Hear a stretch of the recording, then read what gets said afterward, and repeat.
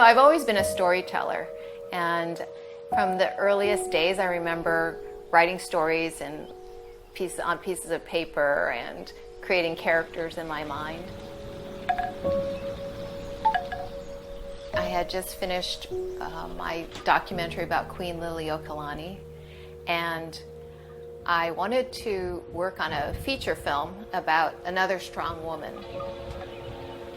In Hawaii, we have a very strong Native Hawaiian culture, and there's a lot of sensitivity about cultural appropriation. And so I felt that it wasn't really my place to do another story about Hawaiian culture. I should really search for a story that was closer to my own ethnicity. So I really wanted to tell a story about a Chinese woman from Hawaii. When I was researching, I found the name of Li Ling-Ai's mother. And then I found out that there was a book written about her, and the book was written by Li Ling-Ai. Li Ling-Ai had worked on this movie called Kukan, and I found out that Kukan won an Academy Award in 1941, and that no known copy of the film existed. And that was like a shock. First of all, that a Chinese woman from Hawaii worked on an Academy Award-winning film, and then secondly, that the film didn't exist anymore. And so both of those facts just like made me pursue the story. It was like a mystery, I love mysteries, and so here's this mystery that presented itself, possible amazing woman character that I had been searching for, and then a missing film.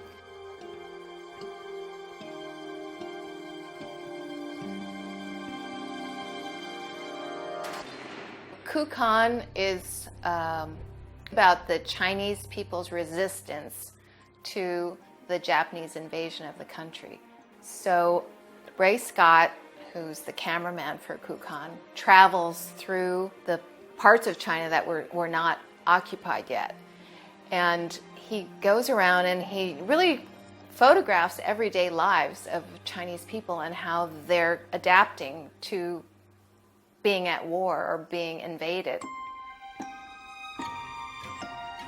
In all of the footage, what was really remarkable is that Rey Scott focuses on faces and close-ups, and that they are people just like you and I, and they deserve respect, and they're students and they're scientists and they're farmers and they're mothers and sons, and they're being killed. I think one of the things they wanted to show is that China was standing up and fighting for itself, and that these people deserved respect, that they weren't just like faceless victims of war. Here's more pictures of Li Ling-Ai. Finding Kukan is really about Li Ling-Ai, and she was a pioneer filmmaker. And so it's about her and her film that she made, Kukan, which was lost for many, many decades. So she was really interested in, number one, with Kukan, getting Americans to pay attention to what was going on in China. She also wanted Americans to know about the rich, deep Chinese culture. So it's not just about the film, it's really about the people that surround the film. And that's really, I think, the universal human story that we uncover.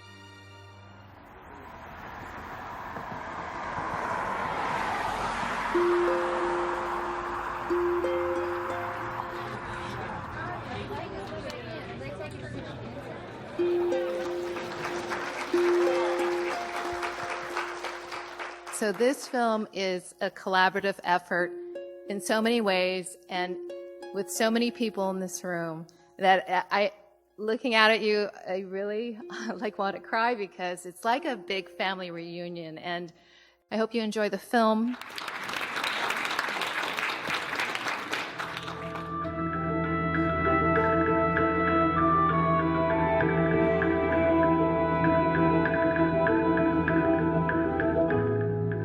One of the most wonderful stops along my 10-city tour was in Atlanta, because I got to screen the film for Rey Scott's family for the first time.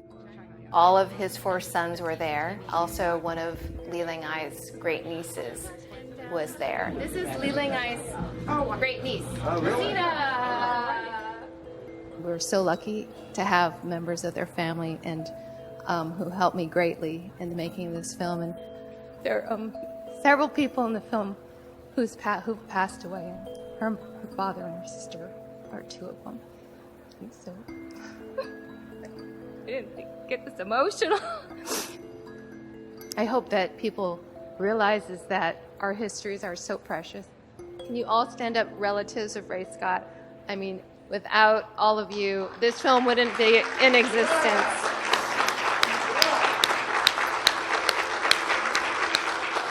They were just so generous to allow me to, go through their father's papers and photographs, and it's kind of like I got almost like adopted by the Scott family because I spent so much time with them and really talked about really personal, intimate details about Rey Scott's life with them. So to show it to them in Atlanta was really, really special. And I was a little nervous that, how they would react, but they all gave me big hugs afterwards. What a great job. Thanks, Howard.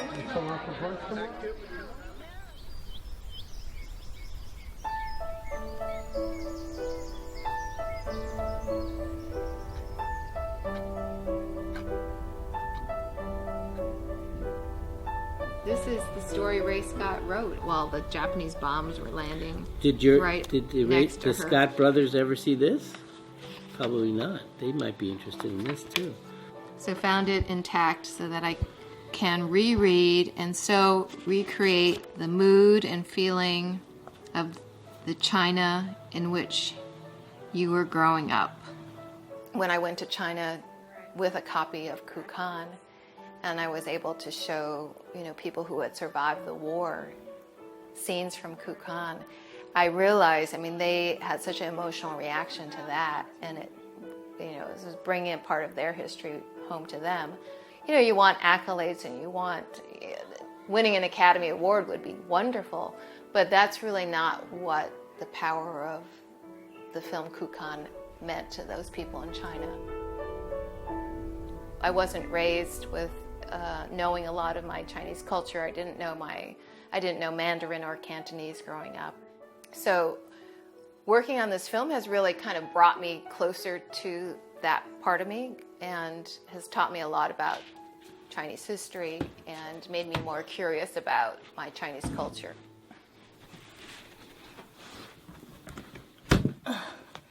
This is my treasure chest. She was larger than life, very intelligent, very attractive. She was also noble and patriotic. So she loved the camera, she loved the spotlight to be on herself. But a lot of her flamboyance and the attention she drew to herself, she reflected back on things that she was really concerned about. And most of those things had to do with China. So there's Li Ling-Ai. The part Li Ling-Ai has played in the production of Kukan has been much more than that of technical supervisor. She should have gotten much more credit than just being technical advisor or technical supervisor. So, and I think it means that her claim to be co-producer is accurate. She's taught me about perseverance, like creative perseverance and perseverance against discrimination. My film is also about my own discovery of that spirit of Kukan, to persevere and fight and not give up.